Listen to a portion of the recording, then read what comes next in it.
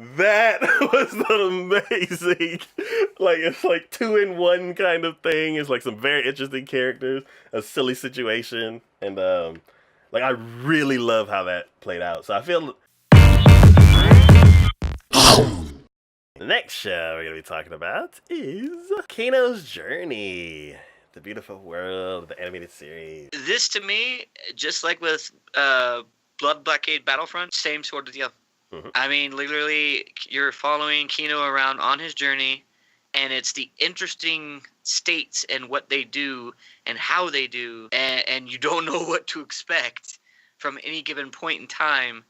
But because each little country he visits always has their own little set of rules and regulations and how they handle things and what they do. Mhm. And it's always so interesting to see and to understand.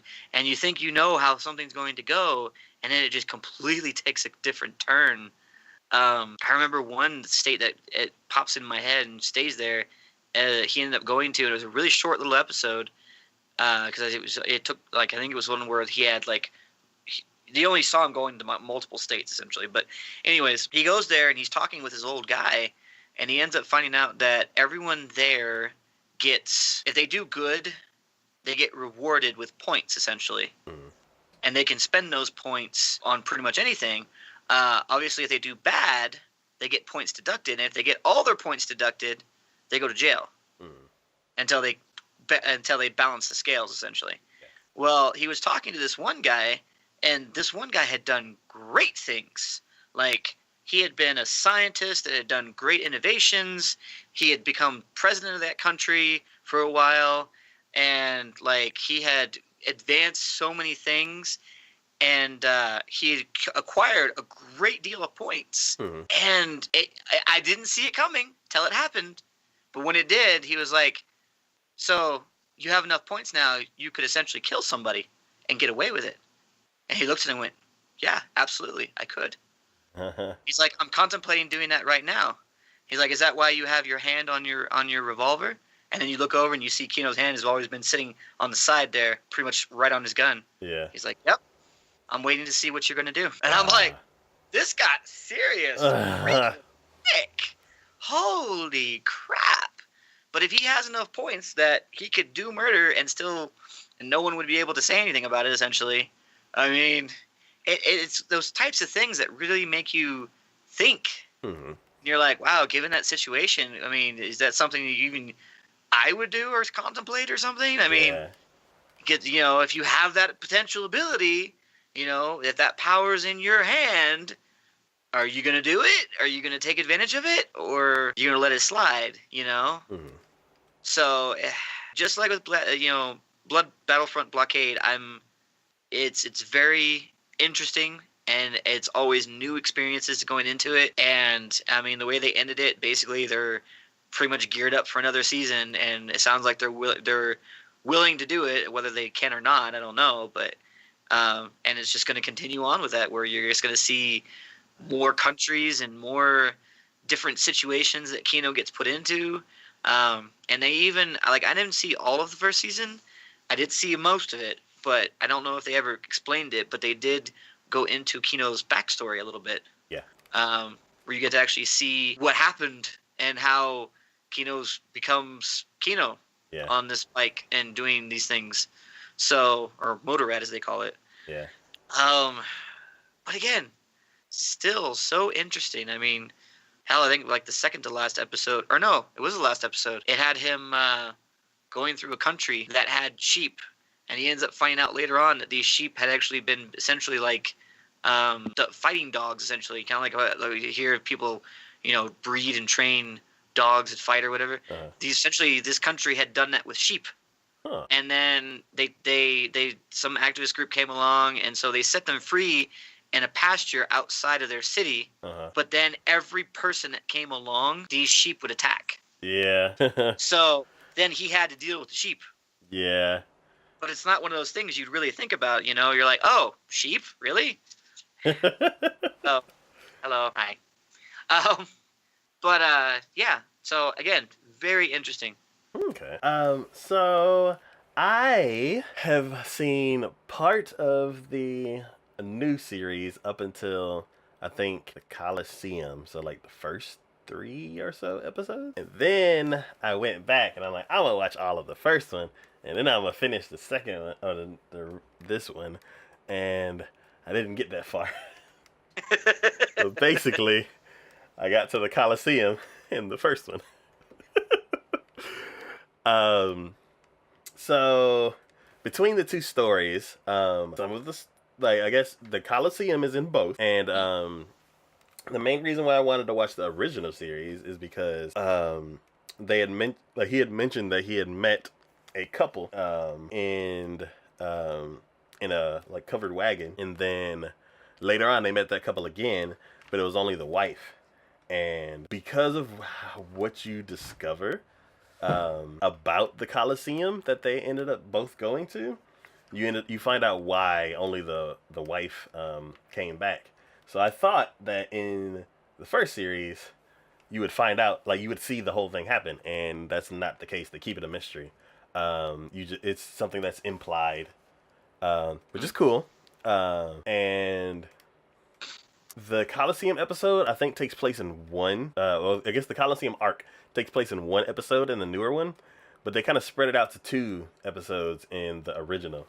And when I watched the newer version, like the storytelling is a bit cleaner and is a bit more straight to the point, and that would make sense because nowadays they're like, you got 12 episodes to get your story across, and that's the standard. Back in the day, you had like 26. So I can see how, and also it's like, I guess anime is getting, I guess, quote unquote, better in certain ways, where like storytelling in anime is getting, I guess, better or more efficient nowadays. So the differences between the Coliseum is the main points still happen. Is just you get a bit more backstory in the first one. You get more secondary characters as far as the people who are fighting. Like I think in the newer one you see oh, that's what it was.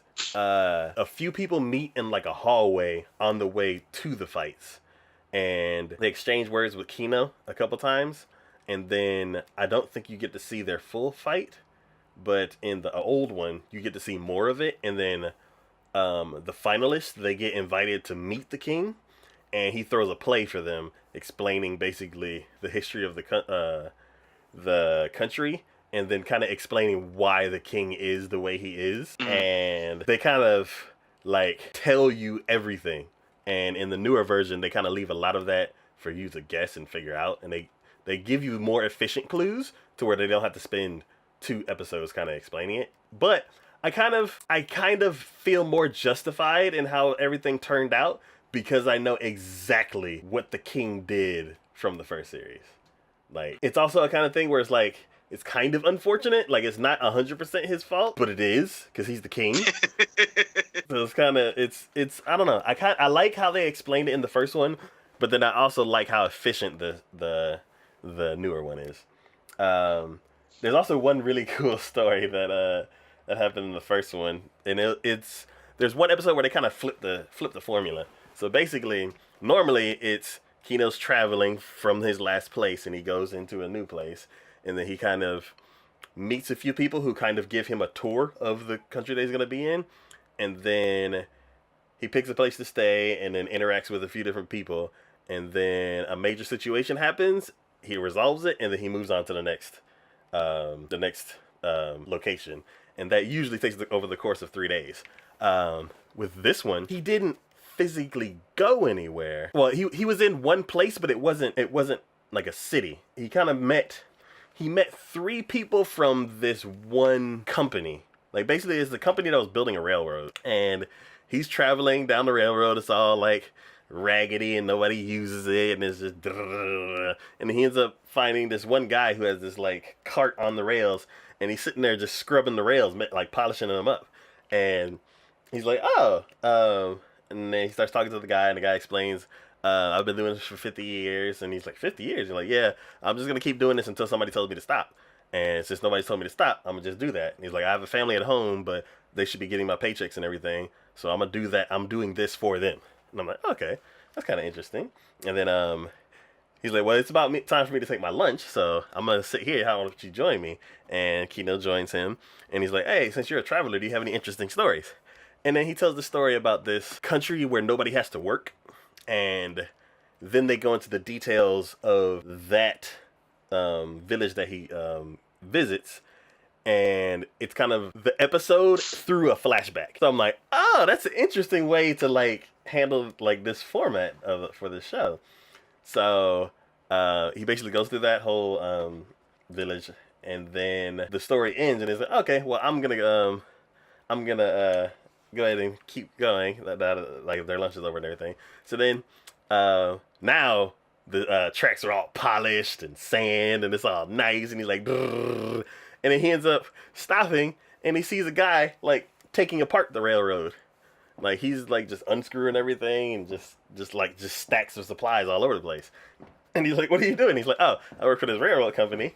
What I do is I take apart the railroad because it's not being used." And then and he's like, "Well, he's like, yeah, I've been doing this about 50 years. No, I've been doing this about 49 years or something like that." So it's like a year from the other guy.